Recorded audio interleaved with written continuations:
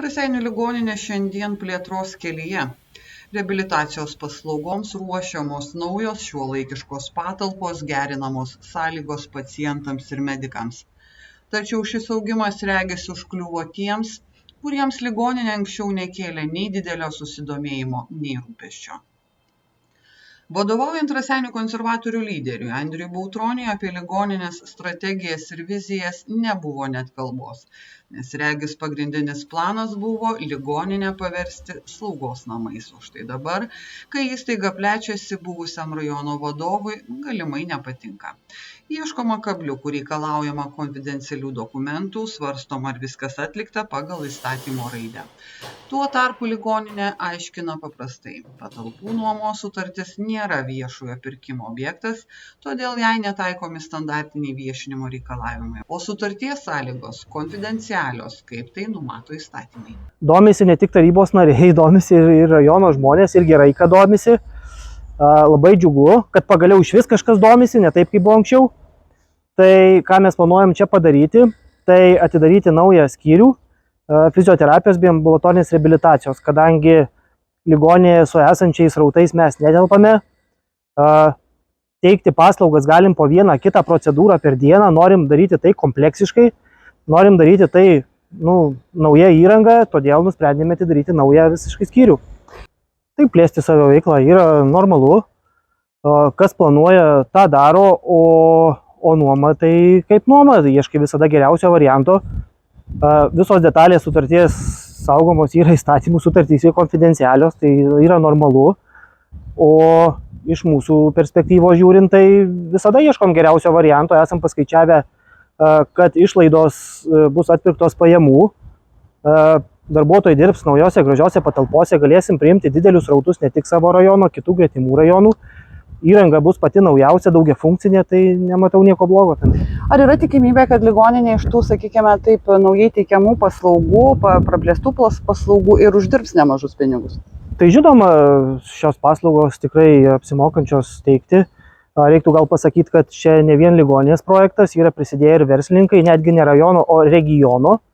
Įtraukiant ir Kauno, tuo labai džiaugiamės, labai bus įdomu pasižiūrėti, kas čia per darinys gausis. Ar visas kineziterapijos skyrius, kuris šiuo metu yra Rūsyje, bus perkeltas čia, ar dalis liks čia, dalis liks ten? Praktiškai viskas bus perkelta ir ne tik tai perkelta, bet bus pradėta teikti ir daug naujų paslaugų, nenorime apie jas kol kas šnekėti, manau, kai atidarysim skyrių, visi pamatys. Pastaruoju metu esu aplankęs, galima šiek tiek ir pasigirti. Kalbant apie valstybinės įstaigas, tai nieko panašaus nesu matęs, kad būtų įrengta, o lankantis ne valstybinėse įstaigose, tai manau, kad mes tikrai turėsim geriau. Panašu, kad kai kurie politikai vis dar gyvena iliuzijoje, jog ligoninė tai biudžetinė įstaiga su amžinu išlaikymu. Tuo tarpu realybėje net ir viešosios įstaigos statusą turinčios ligoninės kovoja dėl išlikimo kaip ir kiekvienas verslas. Raseinių ligoninės vadovas rūpinasi ne išlikimu, o intensyvia plėtra, kad pacientams būtų teigiamos kokybiškesnės ir modernesnės paslaugos, o medikai norėtų čia atvykti ir dirbti. Tai aš visada žiūriu, iš ko galiu uždirbti ir atiduoti darbuotojams. Tai reikia daryti čia.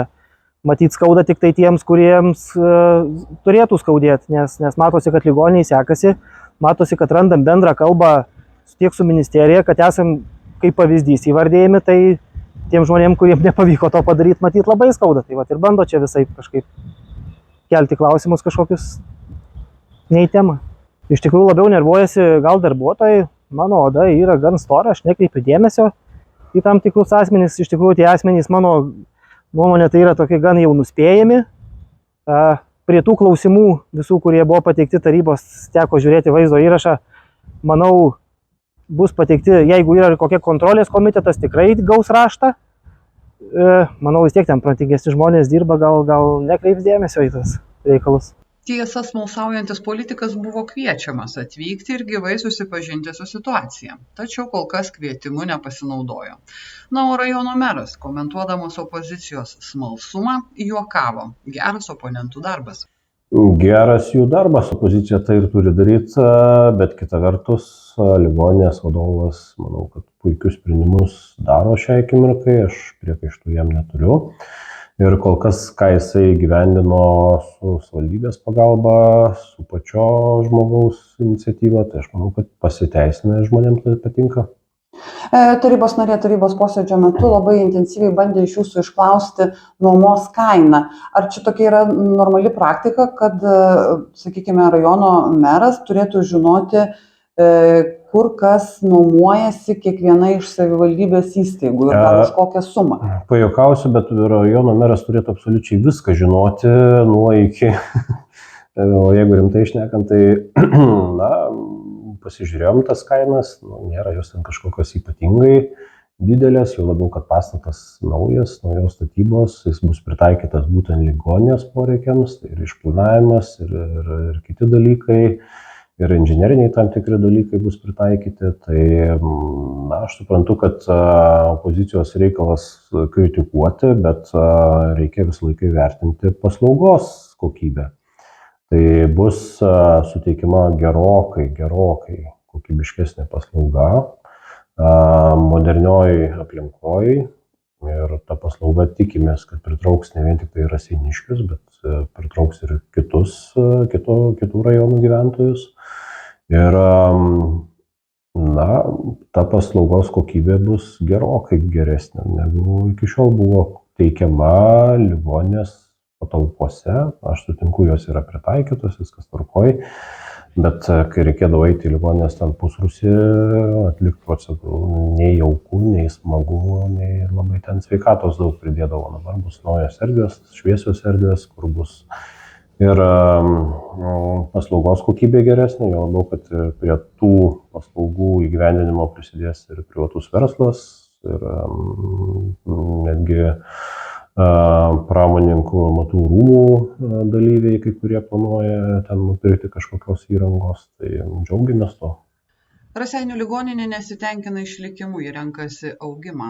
Kol vieni rašo raštus, kiti kuria ateitį, o politikai, jei tik nori, kaip sakė įstaigos vadovas, visada gali užeiti ir pasidomėti. Nebūtina rašyti raštiškų paklausimų.